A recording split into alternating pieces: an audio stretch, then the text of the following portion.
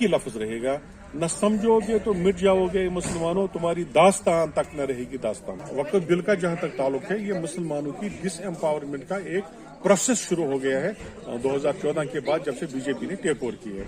तो हमारा मानना यह है कि जिस तरह से मुसलमानों को डिस एम्पावर करने की कोशिश की जा रही है, उनके इंस्टीट्यूशन से उनकी हिस्ट्री तक को मिटाने की कोशिश की जा रही है, तो इसके खिलाफ साफ होने की जरूरत है। अगर आपने मेरे नेशनल या लोकल डिबेट्स देखे होंगे टीवी चैनल पर, अक्सर वो बेशतर मैं कहता रहता हूं कि मुसलमानों के साथ 2014 के बाद ज्यादतियां हो रही हैं और हर जगह हमारी निशानियां तक मिटाएं, जो हमारी सोशल और कल्चर और रिलीजियस इंपॉर्टेंस की जो निशानियां उनको मिटाने की कोशिश की जा रही है, हमारी हिस्ट्री को बदलने की कोशिश की जा रही है। अब देखिए मगलू की कब्रें भी खोदी जा रही हैं। तो ये सिलसिला अगर जारी रहा तो मुसलमानों को बहरहाल इकट्ठे होकर और एक सुर में रिस्पेक्टिव ऑफ दियर पॉलिटिकल आइडियालॉजीज और दूसरी आइडियालॉजीज को छोड़कर सामने आना होगा और बीजेपी को बताना होगा कि हम इस मुल्क के इतने ही शहरी हैं, इतना ही हक हमारा है जितना उनका भी हक है। तो हमें वो सेकंड क्लास शहरी बनाने की जो कोशिश करें, जो हमें काबिल कबूल। मुसलमानों के हित में क्या है वो तो हम खुद सोचेंगे ना।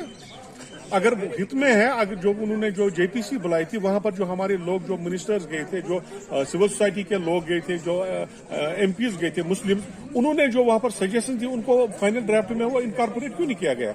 अगर हमारी बेहतरी के लिए, तो हमारी तरफ से जो सजेशंस आई हमारी बेहतरी के लिए, उनको उसमें इनकॉर्पोरेट क्यों नहीं किया गया, उसको शामिल क्यों नहीं किया? तो एक तरफा फैसला। अब आप मुझे बताइए, मेरे रिलीजियस अफेयर्स को अगर आप नॉन मुस्लिम को लाएंगे और मुझे अगर कल वो पार्लियामेंट में ये कानून लाते हैं कि 5 नमाजें न पढ़े, आज से 2 ही नमाजें पढ़े, तो क्या मैं ये मानूंगा?